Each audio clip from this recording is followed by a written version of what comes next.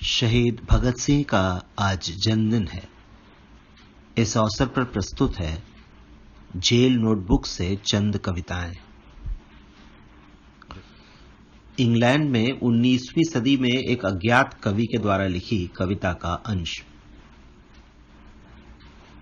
कानून मुजरिम करार देता है उस पुरुष या स्त्री को जो चुराते हैं आम आदमी की मुर्गियां, लेकिन छोड़ देता है बड़े अपराधियों को जो चुरा लेते हैं मुर्गियों से आम आदमी को ही।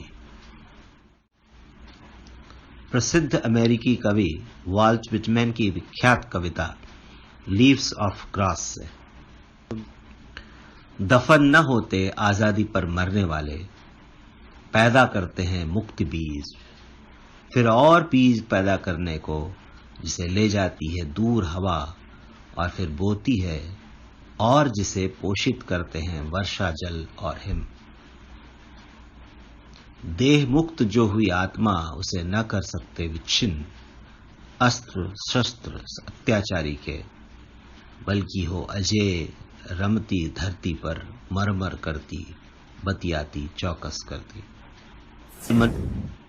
जेम्स रसेल लावेल की कविता मुक्ति। अरे मनुष्यों, करते हो गर्वोक्ति कि तुम संतति हो मुक्त और वीर पितरों की, पर यदि लेता सांस एक भी दास धरा पर, तो क्या सचमुच तुम हो मुक्त और वीर? यदि तुमको एहसास नहीं जब बेड़ी पीड़ा देती एक भाई को, तो क्या सचमुच तुम नहीं अधमदास जो काबिल नहीं मुक्त होने के? क्या है वह सच्ची मुक्ति जो तोड़े जंजीरें बस अपनी खातिर? क्या है वह सच्ची मुक्ति जो तोड़े जंजीरें बस अपनी खातिर और भुला दे संगदिल होकर कि मानवता का कर्ज है हम पर? नहीं सच्ची मुक्ति तभी जब हम बांटे सब जंजीरें जो पहने हैं अपने भाई, और भाव और कर्म से लगकर हां औरों की मुक्ति में तत्पर। दास तो वे जो भय खाते हैं स्वर देने में गिरे हुए और दुर्बल की खातिर। दास तो वे जो नहीं चुनेंगे घृणा डांट और गाली और दुबक कर मुंह मोड़ेंगे सच से। इस पर सोच जरूरी। दास तो वे जो हिम्मत न करे 2 या 3 भी हो गर सच के हक में। दास तो वे जो हिम्मत न करे 2 या 3 भी हो गर सच के हक में। टी कैम्पबेल की कविता जन्म सिद्ध अधिकार। हम बेटे हैं उन पितरों के जिन्होंने मात दी थी तख्तो ताज और पुरोहितों के अत्याचार को। उन्होंने दी थी चुनौती मैदाने जंग में और फांसी के तख्ते से अपने जन्म सिद्ध अधिकार के लिए। हम भी यही करेंगे। वी एन फिगनर की कविता मरे जो सर्वश्रेष्ठ वीर। मारे गए हैं सर्वश्रेष्ठ वीर, दफना दिए गए वे चुपचाप एक निर्जन भूमि में। कोई आंसू नहीं बहे उन पर, अजनबी हाथों ने उन्हें पहुंचा दिया कब्र में।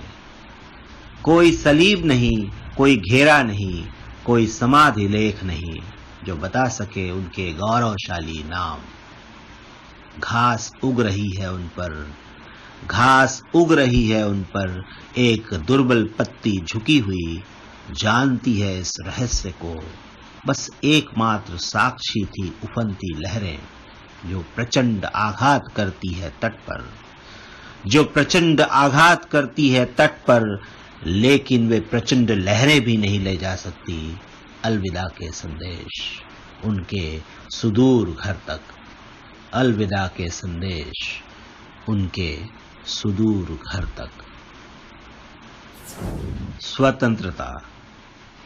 वे मृत शरीर नवयुवकों के, वे शहीद जो झूल गए फांसी के फंदे से, वे दिल जो छलनी हो गए भूरे शीशे से। सर्द और निष्पन्न जो वे लगते हैं, जीवित हैं और कहीं अबाधित ओज के साथ। सर्द और निष्पन्न जो वे लगते हैं, जीवित हैं और कहीं अबाधित ओज के साथ वे जीवित हैं अन्य युवा जन में। ओ राजाओं, वे जीवित हैं अन्य बंधुजन में, फिर से तुम्हें चुनौती देने को तैयार। वे पवित्र हो गए मृत्यु से, वे पवित्र हो गए मृत्यु से, शिक्षित और समुन्नत। वर्ड्सवर्थ की कविता मुक्ति युद्ध।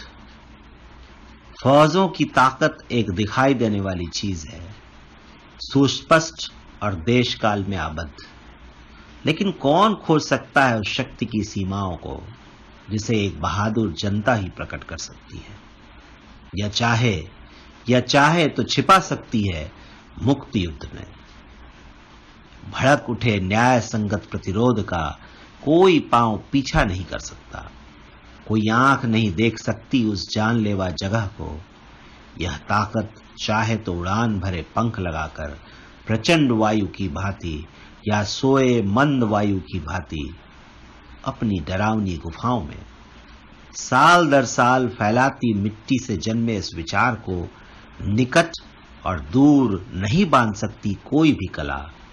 इस सूक्ष्म ताकत को जो फूटती जमीन से जलधारा की भांति और पा लेती हर कोने में एक होठ जो इसकी कद्र करे, और पा लेती हर कोने में एक होठ जो इसकी कद्र करे।